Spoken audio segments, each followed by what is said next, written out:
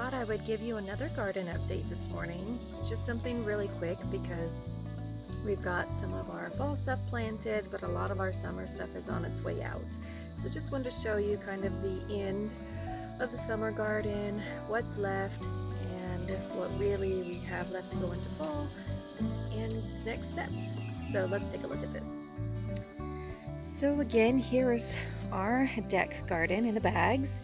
As you see along this side here, that is where our corn used to be, and like I said in our last video on making the soil blocks, we had to pull all those out. They were finished. We harvested them for the season. All those stalks are now in the compost pile, so they will get put to use for next year's garden. But what we have left really is, here's some of our fall items. Those are the snap peas that we planted in the soil blocks and then transferred here. They're about ready to get a little trellis installed here so they can start climbing up. Here we've got our purple cabbage, and as you see, even if you're on a deck, you're still going to get weeds every now and then because seeds do blow out of trees and blow with the wind. And so here's the cabbage themselves. But the nice thing about being on a deck and having these bags is the weeds are super easy to pull out. Here is our carrots. So again, I just love this bush so much. I'm actually thinking about replanting in another bag and taking it inside for the winter. Are the carrots getting very big? No, they're kind of crowded in there.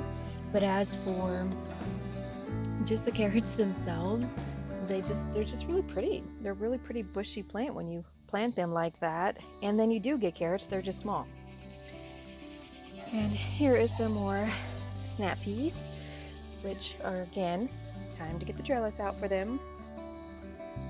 Here are our banana peppers, and remember these plants were just laden with aphids, and finally they calmed down. We're not fighting them as hard anymore, thankfully. We do have the inklings of a first jalapeno. Let's get in there. There it is. Which I'm excited about. This plant had so many aphids that it was really killing the buds as they came on, so we weren't getting any jalapenos, but they're coming now that the aphids have slowly dissipated. More banana peppers, and again, that is our lovely brandywine, just getting really, really big. Of course, this is going to season really late because it started so late, so we should have brandywine tomatoes right into fall because of that. This is our white scallop squash for fall. This is our white pumpkin. This is those little hand-sized oblong looking orange pumpkins.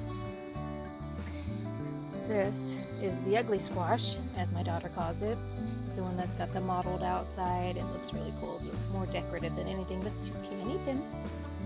And then yellow scallop squash. We should have plenty of time in the season to get another harvest of squash. And I'm kind of burnt out on zucchini at this point, so I'm looking forward to those. This is our loofah. Again, it has really taken off. I'll have to show you from the other side. But no buds at all, so I don't think the loofah is going to produce this year. But we'll just let it finish its season out. Our lettuce is doing really well. And our Brussels sprouts, they're not going to do anything. It's too late in the season, and they had a rough start with bugs at the beginning of spring. And they just really never recovered. So we just let them do their thing, but not expecting anything from them. Then we get into the tomatoes. Finally, you see burst of red happening down here. We've got tomatoes ripening on the vine. I'm so excited. And if you can just see this, we've had to tie it up several times now because it's getting really full of green tomatoes. This is just this side of it. We have a crap ton. And yes, that is a unit of measurement. A crap ton of tomatoes on the other side too. And then here we've got some more cherries. And as you see, the heat has been brutal lately, and it has affected these plants a bit, but they're hanging in there. They're really healthy for the most part. We've had no hornworms or tomato worms, whatever they're called in your neck of the woods. And we haven't had really any bugs that have been interested in the tomato plant. So we got lucky on the bugs, but the heat does take its toll, so we got to make sure they survive the heat. Here we've got some Romas that are starting to ripen. And then here, you see through the balusters, let's kind of look over the side, we've got some lovely Matinas. Those are coming as well. We had another one and it actually fell all the way to the ground and busted open. So if you're looking for cons for a deck, if things do grow over the baluster, expect some things to get heavy and fall and not to be able to be recovered. The dogs didn't get it though, but we had tossed that one. It was destroyed. And if we move down here, we see our summer squash. It's had enough this year. The heat has really taken a toll. I think this plant is about finished. We'll be pulling those up soon. Now the garden beans, again, I said this in another video, but you can't go wrong with snap peas and garden beans, and these things, they come up quickly. They're the first things to come up in your garden, the first things to produce in your garden, and they produce all year round. As long as you are harvesting the beans off of them, they'll continue to produce more and more and more. So these we will just let go until they stop. So they are good for the duration, and next year I'll definitely be planting more, because the handful that you get here and there every day, it does add up. But if you want to feed a family, you're probably going to need 6 to 8 plants minimum. And then here we've got our lovely bell pepper, and I bought a tricolored bell pepper, so it was supposed to be green, yellow, and red, and these are actually, they're not black, they look black. They are such a dark purple. They're so pretty, but then once you cook them, they turn into a bright green, which is pretty cool too. I love food. And then over here, look over there, you've got our classic green bell pepper, which I may be stuffing some of those tomorrow. Here's the backside of our large bottle gourds. They seem to be a little stunted there. They haven't been getting any bigger, but I'll show you when I get down to the ground. And then here is our cucumber. It did take a while to produce, and I've already picked a couple off of here that I plan on canning. I want to pickle them with some of the green beans and some of the banana peppers and make a nice little snack out of all of them. And over here we have more of our winter squash here, and of course watermelon, watermelon, watermelon, and you can see this little guy forming down here. And this one has been here since the beginning. It hasn't gotten any bigger, really. It's kind of the same size, kind of a medium size, so we're hoping it's still going to do its thing. We don't know if it's the way it wraps over the banister, if that is kind of keeping it from getting more nutrients, because it has to go up the vine instead of down. But we'll see. It's really healthy so far. Here we had some bug infestation, and we never even saw what it was. It came in during the night, and the next morning we had leaves that look like this. Sit on that. There we go. The plant itself is okay, but the leaves, yeah, not so good. Over here we've got our winter squash too, and again I think it's about at the end of its season. The heat again has really hit these plants hard. We've got some powdery mildew on there, but they're not producing anymore either, so it's just time to pull them out along with the zucchini. This one does have one on the vine. We're going to let that finish up before we pull the plants out. This vine produced one big one the other day, and I think it's done now, so we'll also pull it up. And then we get over to our spaghetti squash, and it too is at the end of its days. So it looks okay from here, but I'll show you from the bottom what it's doing. So let's move. This is the bottom of the spaghetti squash. So let's trail it up to the bags, and you can see, yeah, they're at the end of their season for sure. We've got this one here on the far right. That is basically the whole vine is now starting to die. It's still green at the actual spaghetti squash, and the spaghetti squash is turning a nice shade of yellow. I think it's about ready to be harvested. It is really good size. It's a big one. So I'm excited about that. So each plant produced one spaghetti squash. Probably should have had more, but again, I had 2 plants per bag up there, and I think we've learned now next year they need more root room.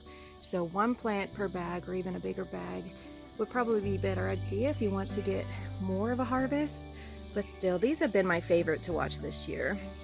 And of course, I love spaghetti squash.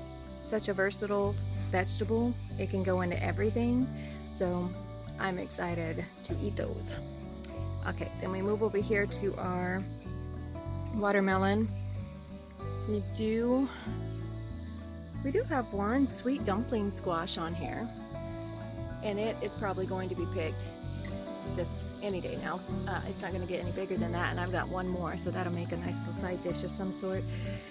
And we've got this lovely watermelon, still doing well, and this guy up here, who, this is the one I keep asking, do we need to tie it up somehow? We did buy some pantyhose, but we have not had a chance to do anything, and now we're thinking it probably doesn't need it. We don't think it's going to get much bigger. How do you know if a watermelon is ripe? Well, we were told that if you look at the little tendril that comes off of the main vine and it starts drying up, that's a good indication that it's getting ready to be picked. And this one is, but I don't think we're ready. We don't want to pick it and it not be ready after all this time we've spent watching and caring for it. So we want to be sure. So how do you know when your watermelon's ready? We've heard a lot about looking at the underside, if it's yellow, if it's white, if it has these little brown lines running through it. Well, this one's not on the ground, so it's not going to get any of that. So how would you know when a hanging watermelon is ripe? Do feel free to put comments below and let me know, because if it's ripe, I want to eat it, but if it's not, I want to leave it alone. Alright, let's move over. Here we've got our other watermelon and a tiny one up here. You see it nestled in there? Still going. And then to our gourds. So these gourds have been at this size for a few weeks now. It doesn't look like they are getting any bigger. They're supposed to get really large, so this is small compared to what they should be. So I'm just curious. We'll just let them finish out their season and get as big as they are, and I'm still going to dry them. They'll be useful for something. Anybody who is crafty knows you can make something out of everything. So that will turn into something. And then here's the back side of our tomatoes. See them coming through the balusters there. Trip is not walking here. And then this here, that is our Luffa Gourd.